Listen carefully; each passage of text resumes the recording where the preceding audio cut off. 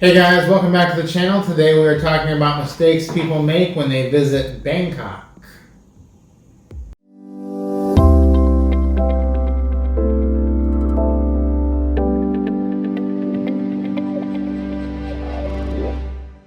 Okay guys, so the first thing to hop in we're going to talk about is riding the BTS, which is the train, the Sky Train that they have, and it is quite possibly one of the best things that the city has to offer. And don't be intimidated by it. It's actually quite simple to use, and it's very easy to go up to the window, get the ticket. They speak English, and be sure to bring your passport with you if you're going to get a longer stay card, because they are going to ask you for your passport. They give it right back to you, but they are going to ask you for your passport when you buy more than a 1 day or one ride ticket.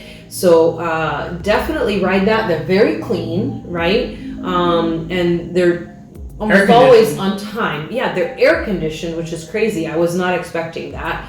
And people, they're marked really well too. The stations are marked well. Not only do they say it in Thai, they say it in English too on the train. So you always know when you're going. And not only do they say it, just in case the recording isn't working, they also have maps inside the trains, and you can read those really well in English as well. So it's really easy to use. Don't be intimidated by it just because you see masses of people going up and down. Just go with the flow. It's really a fun experience. It's really good, and it will get you everywhere that you want to go all around the city using the BTS or the MRT, whichever line you want to be on. Speaking of your passport, if you are going to get a SIM card also in Bangkok, you're going to need your passport with you for that too. So make sure that first few days when you're getting your SIM card, your BTS card, getting all your cards, have your passport on you. Yes. Next thing that we would say a mistake would be is not eating the street food. Street food there is amazing, and it is really, really cheap, and it's everywhere. So just walk literally everywhere. Walk around and look and see what you like, and just grab a bag of it. It's usually, 30, 40 baht for a bag of something. Yeah, and you said a bag of food. Bag of food, yeah. Yeah, because they serve it in little baggies. Because it's cheap and easy for them than having to serve it in some big container. It's not bulky, so it's easy for people to walk around with. And they even serve soup in the baggies. Yeah, I like to get a bag of soup, a bag of popcorn, and a bag of chicken. I have seen you do that. Yeah, it's good. I think you got, what was it, corn on the cob in a bag one day, corn on the cob in a bag, yeah. Yeah, I mean, when people go they think of Thailand and they think, oh, it's going to be this crazy third world country, and I could die from eating the food on the street. Really, the street food is literally so amazing. And like you said, it is so inexpensive. I mean, we're talking about soup, a meal for 50 cents. Yeah. Or fried rice for under $1. I mean, it's crazy what you can get on the street food. It's fantastic. So we're going to talk about where you should stay when you're in Thailand. And you can stay in the tourist area, and that's fine also, but we chose to stay just a little bit on the south of the tourist area. Still on the BTS line. You definitely want to be somewhere within walking distance of the BTS. Don't even think about being not on the BTS line. No. Because the traffic is terrible. No, it will literally ruin your trip if you do not stay near a BTS line. So if you are on the BTS line, as long as you're not way down south, like an hour outside, an hour ride into the city, maybe don't stay right where the big central malls are, because that is a little more touristy, and you're not going to get that same local feel. We stayed about 7 or 8 stations south of where Central World is, where all the big malls are, and it was perfect because we had a lot of locals there, a lot of expats. That's where the expats that go there to live for 2, 3, 4, 6 months, or even all year round, that's where they choose to stay, because you get a great mix of local life, good services for expats, cheaper prices, and just you get the best of everything there. Yeah. So don't necessarily stay right downtown. Maybe about 15-minute ride on the BTS. South of town would be where I would recommend to stay. Yeah. Good. So also some different transportation options if you're not going to ride the BTS, or if you just want to go someplace a little bit shorter, or someplace maybe where the BTS doesn't stop, or outside the city. You can ride a taxi. But the best thing to do is download before you get there Grab Taxi app. And that's going to be awesome. It's just like using Uber essentially.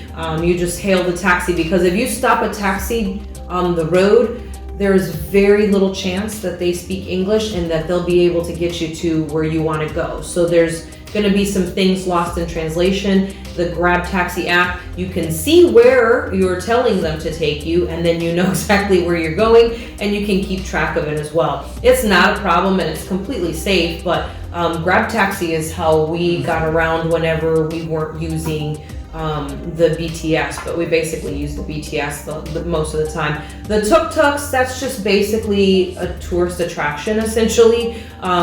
Locals would never really use a tuk-tuk for any reason. So if you want to ride one just for the sport of it, we did one day when we were in Chinatown. We rode a tuk-tuk just for the picture opportunity essentially, because it's not really something that they use on regular. So you're only going to find tuk-tuks in tourist areas. And when you do get on those, there is, a scam involved with them where they try to, take you someplace else on the way, and then they end up charging you more. So just kind of, have that all planned out and know where you're going as far as the tuk-tuk. But the best thing is definitely download the Grab Taxi app, because that's going to help you solve any other transportation issues that you may have. Another mistake would be going to the famous Sky Bar, the Lebua Tower, that is in the Hangover movies, as opposed to some of the other amazing Sky Bars that are much prettier, much cheaper, and much less crowded. And we're talking about a third of the price on the drinks, where you're paying, $20 for one drink at that bar because it's famous. There are so many other bars that are So one of our favorites is the Cielo Sky Bar. It is down by the W District. We have a video of that Sky Bar if you want to check that out. It's on our channel.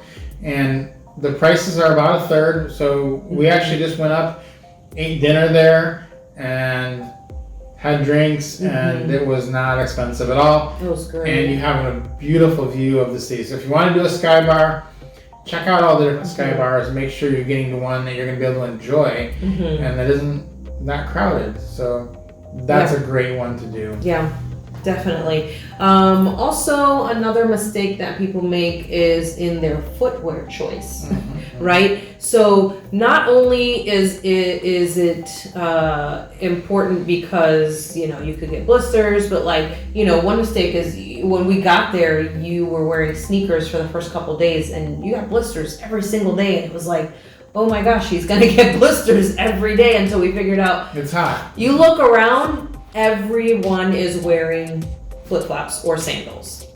Everyone. Including men in business suits, women dressed to go to work. I mean, it does not matter. The doctor's office, doesn't matter where you go. Why is it also important to wear shoes like that? Because you remove your shoes nearly everywhere that you go. If you're going into the doctor's office, you remove your shoes. If you're going into a temple, you remove your shoes. So you're gonna have to tie and untie your shoes every time. So even if you don't sweat a lot and you're not getting blisters, you're gonna have to take your shoes off a lot anyways. So why go through the hassle of tying and untying your shoes a zillion times in the day? Because it could happen to you several times depending on where you're going.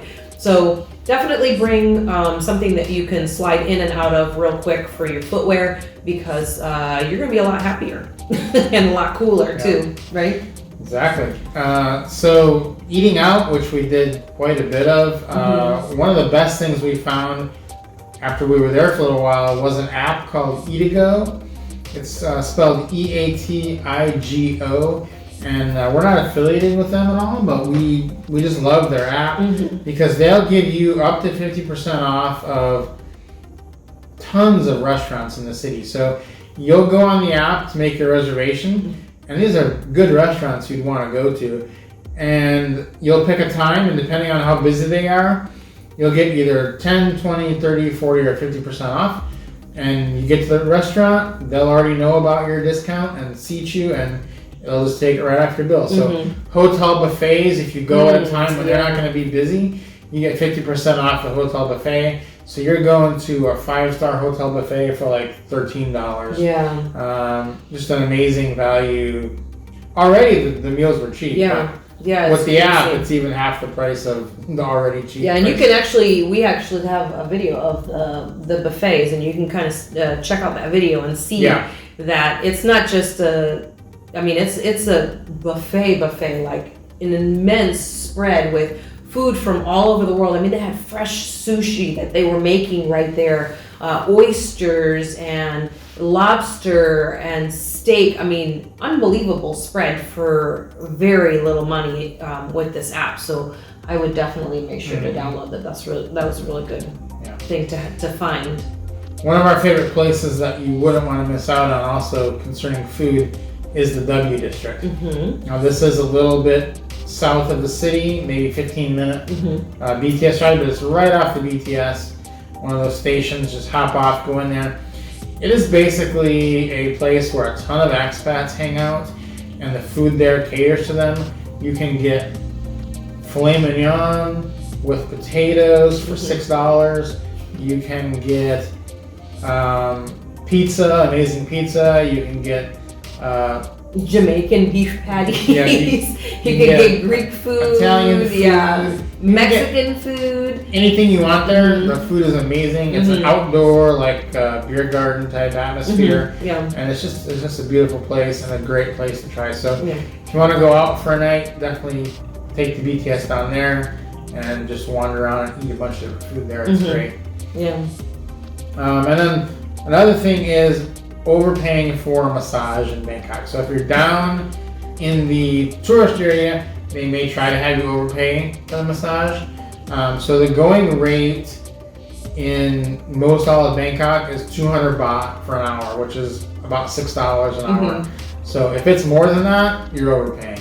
And just knowing what you're getting into can help you avoid a situation where you're knowing that you're being kind of not really being ripped off, but you're just spending more money than you need to. So if that's the case, go to another place and look for one that's charging 200. That is definitely the going rate in Bangkok. Yeah, you can always ask around. You can ask somebody in the reception area where you are. You can ask someone you meet on the train or somebody. They're such friendly people that you're going to meet people, and just ask them, hey, where's a good place to get a massage? And then you'll know, you're not going to be overpaying. The locals are not going to overpay, and you'll see them going. I mean, they go every day. We ran into them all the time. Where at the massage parlor where we went regularly, we ran into locals all the time. So the locals also patronize the massage parlors. So definitely ask around too if you're not sure. Am I overpaying? Then just ask somebody, and then you'll know. Yeah, they'll help you. Well, I hope you've enjoyed these tips on what not to do in Bangkok. If you did, give us a like, hit the subscribe button, and we will see you on the next video.